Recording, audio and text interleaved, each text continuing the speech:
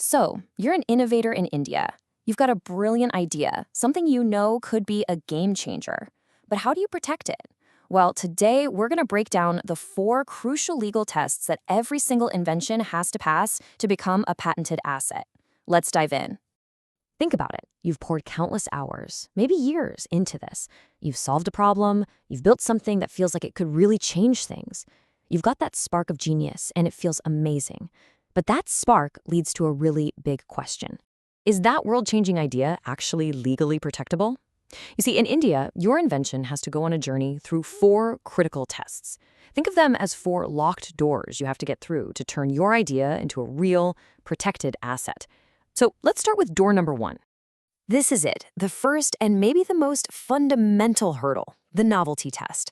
Now, it sounds simple, right? Is it new? But the legal definition of new is incredibly specific. It can't just be new to you, it has to be new to the entire world. And how do they check that? They use something called prior art. Okay, so prior art is basically the entire library of all public human knowledge. Let me give you an example. Imagine you invent an amazing new solar-powered water purifier. You're all set to file. But a year ago, a researcher in Japan published a scientific paper describing a really similar mechanism. It was never even built, just described on paper. Well, that paper is prior art. And boom, just like that, your invention fails the novelty test. Now, here's a distinction you have got to understand. The people examining your patent are scientists and engineers. They are laser-focused on one thing, the technical disclosure. The how. They do not care about the commercial value, the how much. Your amazing sales projections, totally irrelevant at this stage. So let's be crystal clear on test number 1. The fact that your idea could be worth $1 million doesn't make it novel. The only thing that matters is whether the technical solution has ever been seen in public before. It's all about the engineering, not the economics. Okay, so you made it through door number 1. Your idea is officially new. That's awesome. But we're not done yet. Now we hit test 2, the inventive step. This test asks a tougher question. Is your new idea also non-obvious?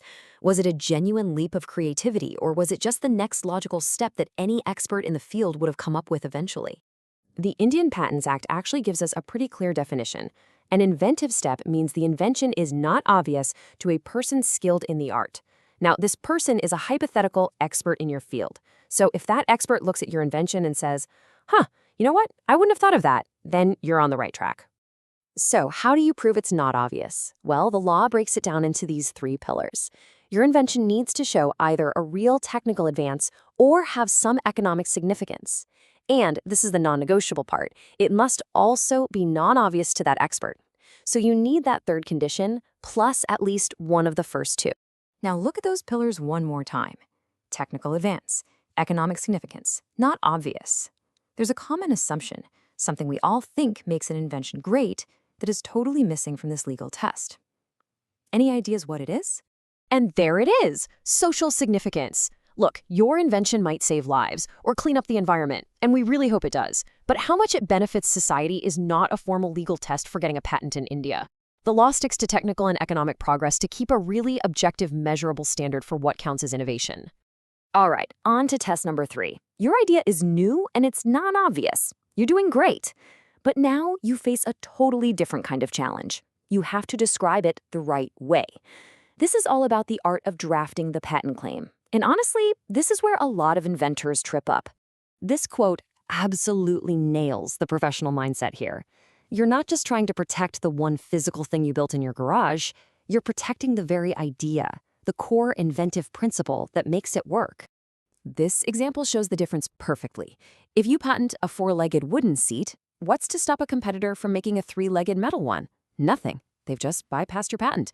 But what if you patent the concept, a support structure to hold a person in a seated position?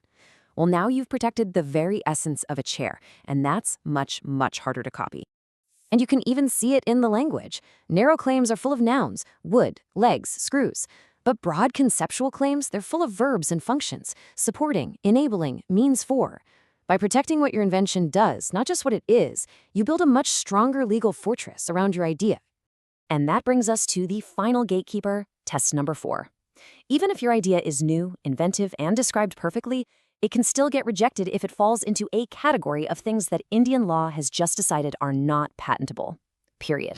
This is where you meet Section 3 of the Patents Act. The easiest way to think of it is as a do not enter list. It's the final check to make sure the subject of your invention is even eligible for a patent in the first place. Let's run through a couple of quick examples. What about a machine that claims it can run forever with no energy source? Completely defying the laws of physics? Yeah, that's going to be a hard no. The law is super clear on this one. You cannot patent anything that goes against well-established natural laws, like thermodynamics. It's a non-starter. Okay, but here's a trickier one for you. You can't patent a discovery of something that's already out there in nature. But what if you've gone into a lab and genetically engineered a brand new microorganism? And the answer is yes. You absolutely can patent that. This is a huge and very specific exception in Indian law. Section 3J actually carves out a special space for modified microorganisms, which, as you can guess, is vital for the entire biotech and pharmaceutical world. So, there you have it, the whole 4-part checklist for every inventor in India. Is it new? Is it non-obvious? Did you describe the concept? And is it even eligible for a patent? If you can confidently say yes to all 4, you are well on your way. And what's the prize for clearing all those hurdles? A patent. This can protect the final product, like a new material for a smartphone screen, or it can protect the process you use to create something, like a new method for recycling plastic.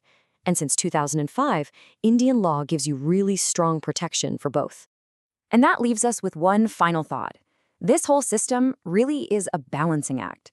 It gives inventors a temporary monopoly as a reward, but in exchange, they have to share their knowledge with the public so we can all move forward. So the big question is, has the law found that perfect sweet spot? That's something to think about. Thanks for joining me on this explainer.